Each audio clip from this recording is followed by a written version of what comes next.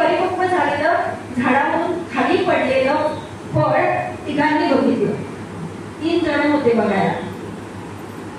त्यापैकी एक होता विज्ञानवादी, एक होता तर्कवादी आणि एक आपल्यासारखा सामान्य. विज्ञानवादी होता तो म्हणाला झाडावरून फळ खाली पडलं कारण गुरुत्वाकर्षणामुळे पडलं. तर्कवादी होता तो म्हणाला झाडावरून फळ खाली पडलं कारण झाडाचा आणि फळाचा संबंध संपला म्हणून पडलं. आणि आपल्यासारखा तुमच्या आमच्यासारखा सामान्य होता तो म्हणाला झाडावरून फळ खाली पडलं ते मला खायला मिळालं तर बरं. तिघांमध्ये महाचर्चा झाली. एवढी मोठी महाचर्चा जी टीव्हीवरती पूर्वी टाकायची महाचर्चा. त्या महाचर्चेमधनं काही निष्पन्न व्हायचं नाही, पण या महाचर्चेमधनं निष्पन्न झालं. या तिघांचंही युती झाली, तिघांचं एक मत झालं आणि तिघांनी असा विचार केला की आपण त्या फळाला जाऊन विचारूया ना की बाबा रे तू खाली का पडलास. म्हणून ते तिघेही जण त्या फळाजवळ गेले आणि फळाला विचारलं की बाबा रे तू खाली का पडलास. त्या फळाने दिलेलं उत्तर चांगलं आहे. ते फळ म्हणालं माझ्या या झाडाच्या पाठीमागे काळवडलेला भुकेलेला असा मुलगा मला दिसला. त्या मुलाची भूक भागवण्याची क्षमता माझ्यामध्ये आहे म्हणून मी खाली पडले. संत सत्पुरुष तुमच्या आमच्यापेक्षा खूप वेगळे असतात, पण तुमच्या आमच्यासारखे सामान्य म्हणून येतात. संत दिसती वेगळाले परी ते अंतरी मिळाले मिळवणी अवघेची ठाले सद्वस्तू. पण कशासाठी येतात ते तुकाराम महाराज म्हणाले बुडते हे जन देखवे ना डोळा. म्हणून संतांना वरून भगवंताने सिलेक्ट करून पाठवलंय. संत म्हणाले we are not elected, we are selected. हमें चुन चुन के भेजा. विचार करून संतांना पाठवलेला आहे. म्हणून संत आनंदाचे स्थळ, संत सुखाची केवळ, नाना संतोषाचे गुण ते हे संत. समर्थ म्हणाले काय संतांचं महिमाने जे तिन्ही लोकी नाही ज्ञान ते देती संत सज्जन. तया संतांचे हे महिमान काय शक्ती वर्णावे. तसेच संत मोक्ष श्री आनंदकृत ऐसे हे संत श्रीमंत जीव दरिद्री असंख्यात नृपती केले. असे संत आहे. आणि या संत हे संत तुम्हाला आम्हाला सांगतायत काय सांगतायत. हरिमुखे म्हणा, हरिमुखे म्हणा पुण्याची गणना कोण. काही गरज होती का ज्ञानेश्वर माऊलीला वारीला जायची. एकट्याने गेले असते चाललं असतं तर सगळ्या समाजाला घेऊन कशाला जायचं. पण समाज एकत्रित व्हावा आणि संघटित होऊन काहीतरी चांगलं कार्य व्हावं, भगवंताचं कार्य व्हावं, धर्म कार्य व्हावं यासाठी म्हणून संत वारी करतात. संत तुमच्या आमच्यासारखे बनवून येतात आणि आम्हाला समजावून सांगतात. किती समजावून सांगतात. लेकुराचे हित काय माऊलीचे वाही चित्त ऐशी कळवण्याची जाती तरी स्वार्थाविना येते.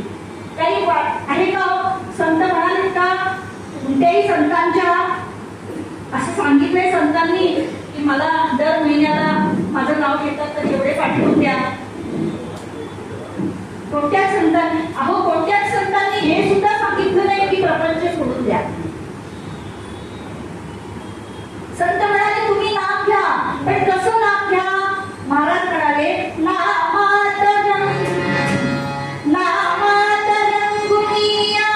व्यवहारी सर्व भोग सेवावे हाचीच बोध तुमचा भोगा संगे कुठे न गुंतावे.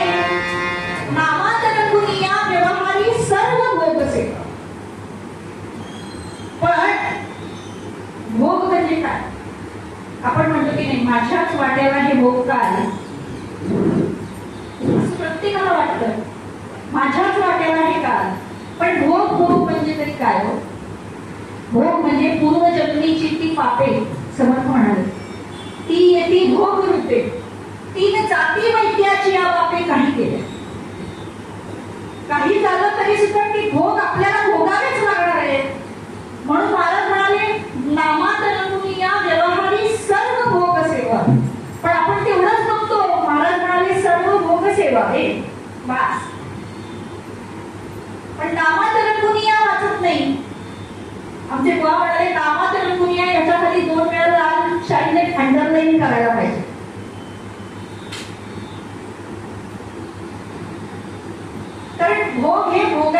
जरी असले तरी सुद्धा म्हणजे संसारात राहूनच असोनी संसार,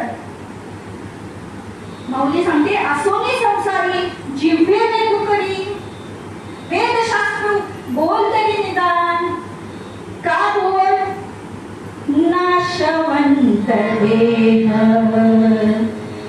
नासिक हसाना, का कार्य उच्चारा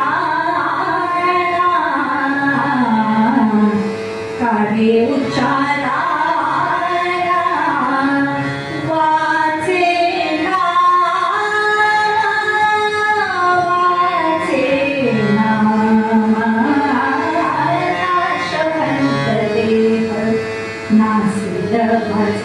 कार्य उच्चार हो फक्त रामकृष्ण हरी, काय रामकृष्ण वाचा, भाव हा जीवाचा, हा वाचेने नुसतं बोला तरी पुढे वैखरी राम आधी बनावा म्हणतात. समर्थ काय म्हणाले, पुढे वैखरी राम आधी बनावा. मग पहिल्यांदा भगवंताचं नाम कुठे घ्यायला पाहिजे, वैखरीने घेऊन तर बघा. मग पश्चिंती मध्ये परा, पश्चिंती, मध्यमा आणि वैखरी या चार वाचा आहेत की नाही, वैखरी मध्ये घ्यायचं परा, पश्चिंती, मध्यमा. मध्यमेमध्ये नाम, कंठामध्ये नाम येण्यासाठी काय करावं, कंठात नाम घ्यायचं. म्हणजे नक्की काय करायचं ते म्हणाले, अजपा जप करणे म्हणजे मध्यमा वैखरी आहे. आणि पश्चिंती हृदयामध्ये भगवंताला बघायचं. मग ते हृदयामध्ये रूप दिसलं बघा. नाम कोणाचं, काल आपण बोललो सगुण म्हणजे काय, निर्गुण म्हणजे काय, पण नाम कोणाचं, सगुणाचं आहे की.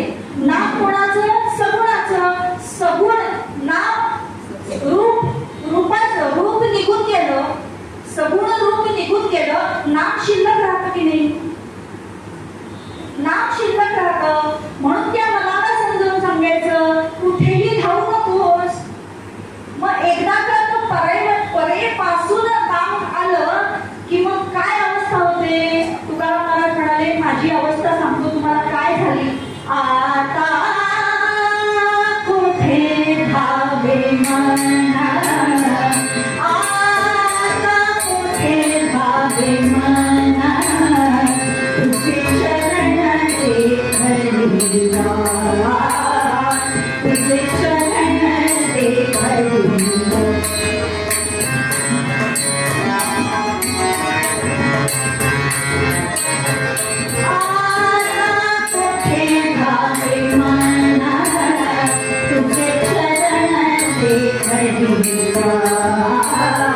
तुझे चरण काय होतं, भाग गेला क्षीण गेला, भाग गेला क्षीण गेला, अवघा झाला आनंद, कुठे भागे मना.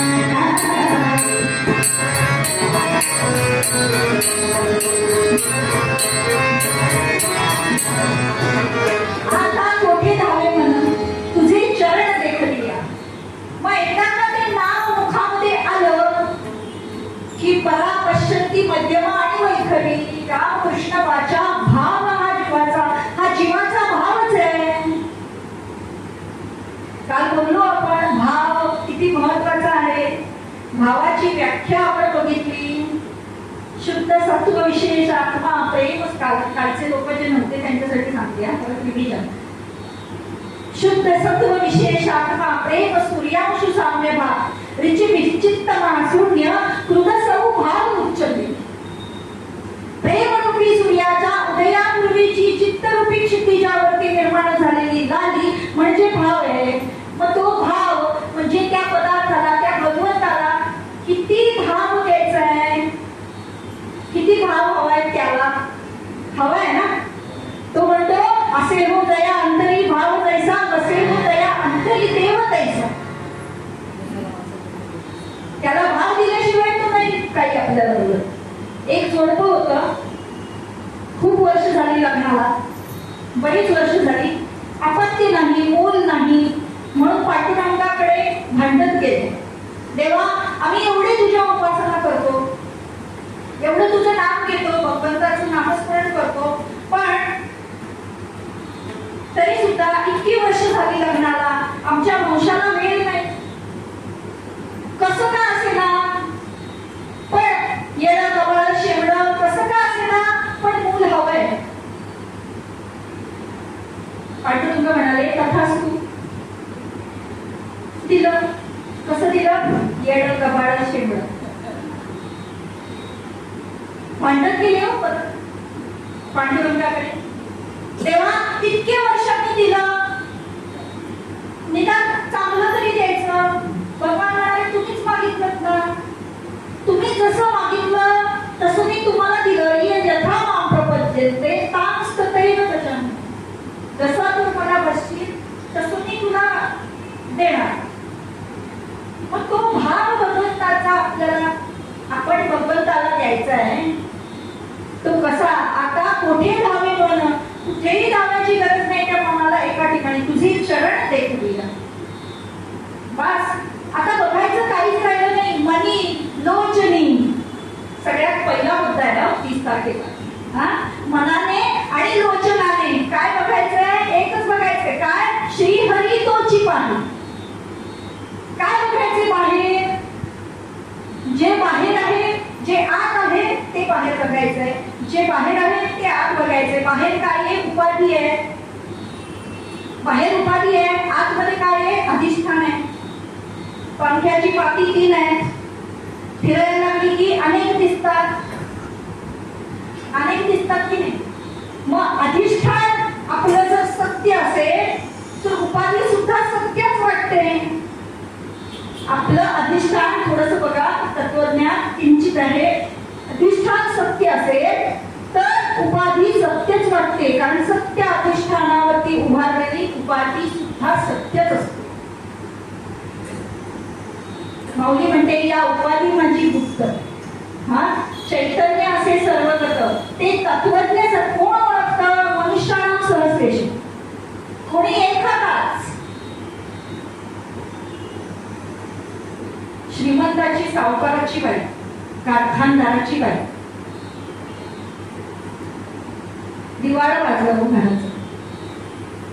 पण श्रीमंताची बाई, त्यामुळे सवय अशी होती की अंगावरती दागदागिने घातल्याशिवाय बाहेरच पडायचं नाही. पण घराचं दिवाळ वाजलेलं होतं, त्यामुळे ती घरातून बाहेरच पडत नव्हती. पण एक दिवस असा आला की अगदी जवळच्या घरातल्या नातेवाईकांचं लग्न, त्याचं बोलावणं, समारंभाचं बोलावणं. ही मनात विचार करतेय की जायचं कसं. आपलं तर दिवाळ वाजलेलं, आपल्या अंगावरती दागिने सुद्धा नाही, फुटका मणी सुद्धा नाहीये घालायला. काय करावं? तिच्या संगतीला अगदी काय म्हणतात त्याला, विश्वासू असे त्यांचे मुलुजी होते की जे त्यांना दिवाळ वाजलं होतं तरी सोडून गेले नव्हते. त्यांना म्हणाली की मला लग्नाला जायचंय, काय करू? ते म्हणाले, काळजी करू नका, तुमच्याकडे आता किती पैसे आहेत ते सांगा. ते म्हणे, काय नाही, 1000 रुपये आहेत. बरं, 1000 रुपये घेतले मुलींनी, बाहेर गेले आणि सोन्याच्या तोंडात मारतील असे दागिने आणले. नख शिकांत नटली ती बाई. नख शिकांत नटली आणि ती नटून त्या लग्नाला गेली. लग्नाला गेल्यानंतर सगळेजण तिच्याकडे बघायला लागले. बघा, सावकाराची ही बाई, सावकाराची ही बाई अगदी एवढी श्रीमंत आणि ही एवढी नखशिकांत नटली. हिच्या नाकातली ती नथ केवढ्याची असेल, हिचे कानातले केवढ्याचे असतील, गळ्यातलं केवढ्याचं असेल, बांगड्या केवढ्या, सगळ्या दागिन्यांची किंमत ती ऐकते बरं का. ती ऐकते. सगळ्या दागिन्यांची किंमत किती झाली? लाखाच्या वरती झाली. आता सोनं किती आहे? हा, त्याची तेवढी किंमत झाली. तिला मुलींच्या आकडेची तारीफ करावीशी वाटली. मुलींची काय तुम्ही 1000 रुपयाचे दागिने आणले? हा, आणि तिथे गेल्यानंतर लोकांनी कसं काय म्हणे, मला समजलं नाही कसं काय. मुलींची म्हणाली बाई कुठली आहे? बाई सावकाराची आहे की नाही? मग बाई सावकाराची आहे त्यामुळे तिने घातलेले दागिने सुद्धा सत्यच वाटतात, कारण अधिष्ठान सत्य आहे. अधिष्ठान सत्य आहे, सत्य अधिष्ठानावरती उभारलेली उपाधी सुद्धा सत्यच वाटते. म्हणून भगवंताचं नाव घ्यायचं, ते सत्य वाटावं, ते अनुसंधान मनामध्ये सत्य वाटावं, यासाठी काय करावं? नामातरं कुनिया व्यवहारी सर्व भोग सेवावे. व्यवहार कसा करावा? आमचा व्यवहार कसा चालतो? विषयांचा व्यवहार चालतो. पण विषयांचा व्यवहार न करता विषय तो त्यांचा झाला नारायण. आमचा विषय नारायण नाही, आम्ही नारायणाचा विषय करतो. आम्ही नारायणाचा विषय करतो, पण त्यांचा विषय नारायण झाला. तुझे नामाचा व्यवहार, नामाचा व्यवहार, देवा तुझा मी सोनार, देवा तुझा मी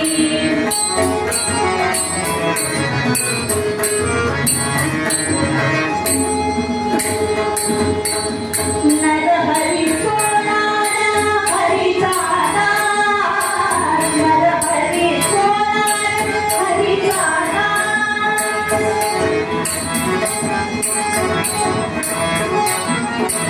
नरहरी सोनार हरी जाना, भजन करी रात्रं दिवस, भजन करी रात्रं दिवस, देवा तुझा मी सोनार, देवा तुझा मी सोनार, देवा तुझा मी सोनार. आपली नावामध्ये आपली नाव घ्यायची आहे की नावे आपलं नाव घ्यायचंय? विषयात नाव घ्यायचं आहे की नामाचा विषय करायचा? आपलं आपण ठरवावं आता. म्हणून आपल्याला विषयाचं एवढं ध्यान असतं, आपलं ध्यान विषयामध्ये एवढं असतं की भगवान म्हणाले ध्यायतो विषयान् संगस्ते शुभजायते, संगात संजायते कामः, कामात् क्रोधोऽभिजायते, क्रोधात् भवति सम्मोहः, सम्मोहात् स्मृतिविभ्रमः, आणि स्मृतिविभ्रंशात् बुद्धिनाशः. चुकलं पण असेल कदाचित थोडंसं इकडे, हरकत नाही. पण कुठून सुरुवात होते? विषयापासून सुरुवात होते आणि बुद्धिनाशापर्यंत येतो आपण, हो की नाही? मग तो बुद्धिनाश होऊ नये म्हणूनच आमचे महाराज म्हणतात, महाराजांचा श्लोक आहे, जयांचा जनी जन्म नामात झाला. काय केलं त्यांनी? जयाने सदा वासना मात केला. वासना मात केला आणि वास नामात केला, असे महाराज आहेत. म्हणून वासनेवरती विजय मिळवलेला आहे महाराज. मग आपल्याला सुद्धा भगवंताचं नाव घ्यायचंय. मग ते नाव घेता घेता तो भगवंत कसा आहे हे समजून सांगण्यासाठी माऊली आपल्याला सांगते, असोनी संसारी जिव्हे बेगू करी, वेद शास्त्र उभारी भाजस. आणि माऊली म्हणते, ज्ञानदेव म्हणे व्यासांची आज्ञा, कुठे तो द्वारकेचा राणा पांडवा. पण आपले विषय संपत नाही आणि आपली परिस्थिती अशी होते, ते सुहिरा संत आहेत ना, ते आपल्याला सांगतात, हरी भजना वीणा घालवू नको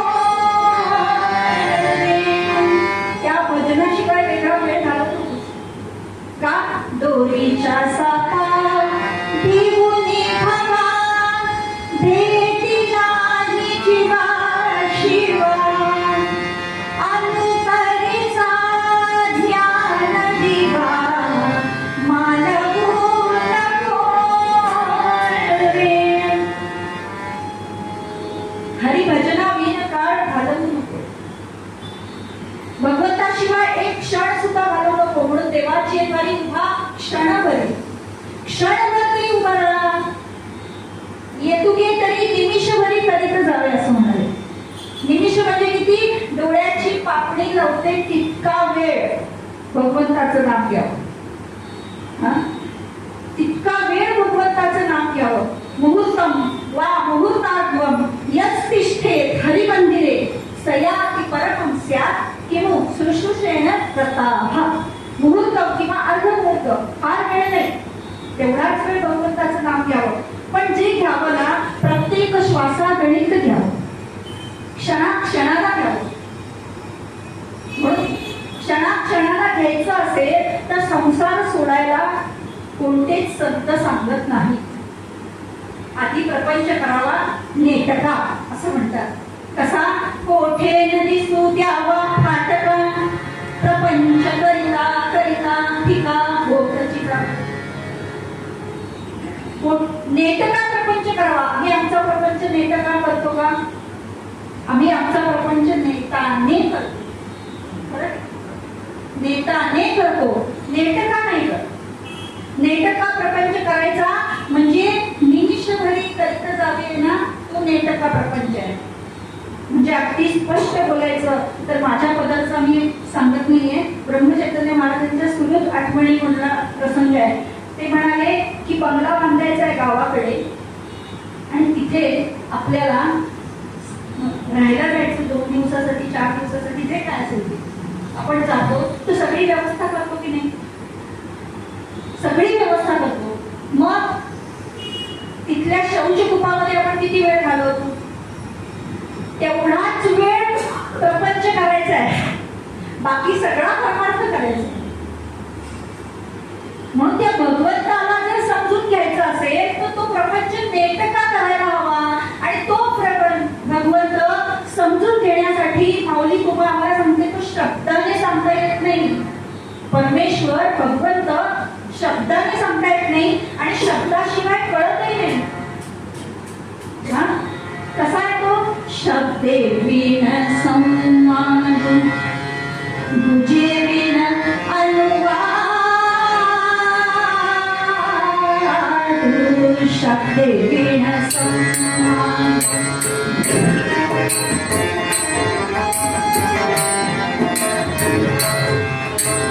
शब्दे विन संवाद गुजे विन अनुवाद.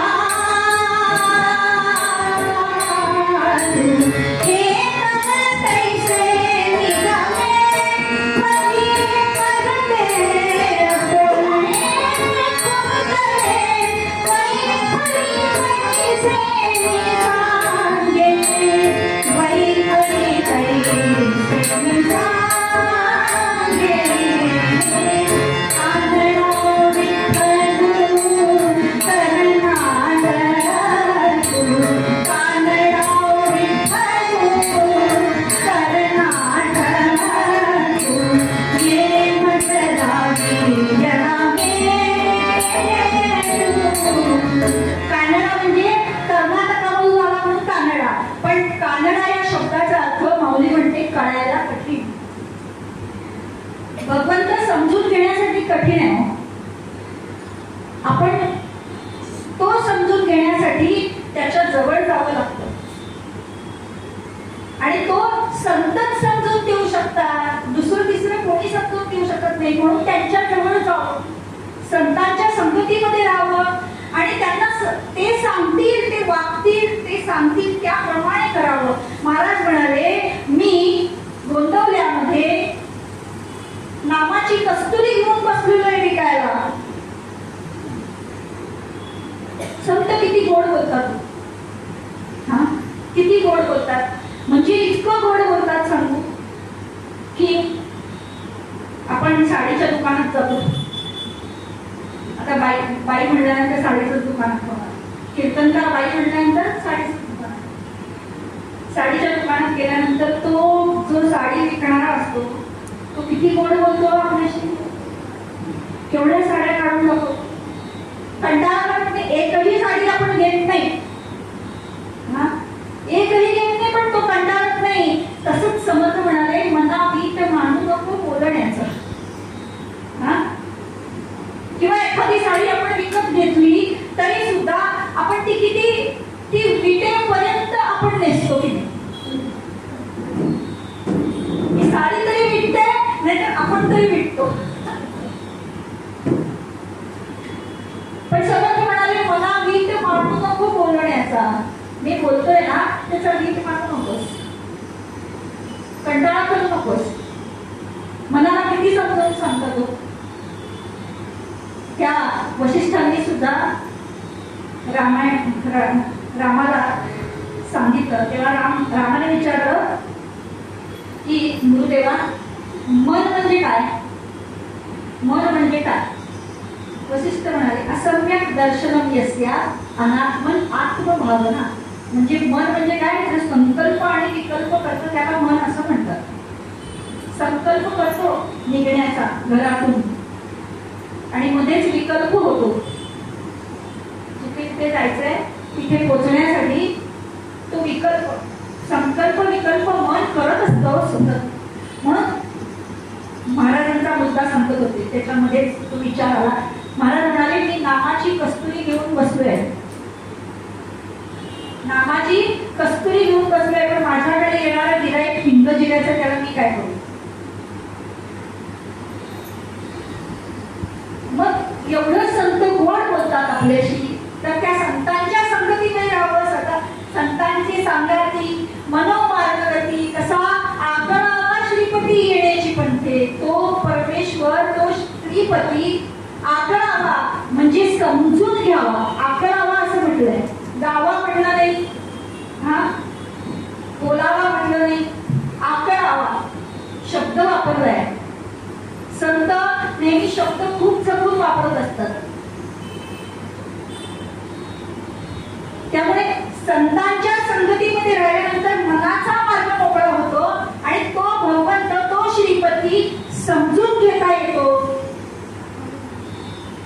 मग हा भगवंत समजून घेण्यासाठी काय कर, रामकृष्ण वाचा, भाव हा जीवाचा, आत्मा तो शिवाचा, रामाचा जप कर. कारण शिव आणि राम, जीव आणि शिव या दोघांचाही संबंध आहे. संत आम्हाला दाखवून देतात 3 प्रकारचे संबंध आहेत की नाही. एक प्रस्थापित संबंध, एक जन्मजात संबंध आणि एक सनातन संबंध. जन्मजात संबंध आपले आई वडील, भाऊ बहीण, जे काय नातेवाईक आहेत ना, त्यातले जे असतात ते जन्मजात संबंध. प्रस्थापित संबंध, मैत्रीचे संबंध तुटतात, ते कधी पण तुटू शकतात. पण सनातन संबंध जो जीवाचा शिवाशी आहे, आत्म्याचा शिवाशी संबंध जो आहे ना, तो संबंध जास्त महत्वाचा आहे. कारण तो राम जप आहे आणि तो जप भगवान शंकर करत असतात सतत तुमच्या आमच्यासाठी. म्हणून या संतांच्या मार्गाने गेल्यानंतर काय मिळतं, आकळावा श्रीपती. तो भगवंत आपल्या पायाने चालत येतो. शबरीच्या आला की नाही, पायाने, स्वतःच्या पायाने चालत आला हो शबरीसाठी.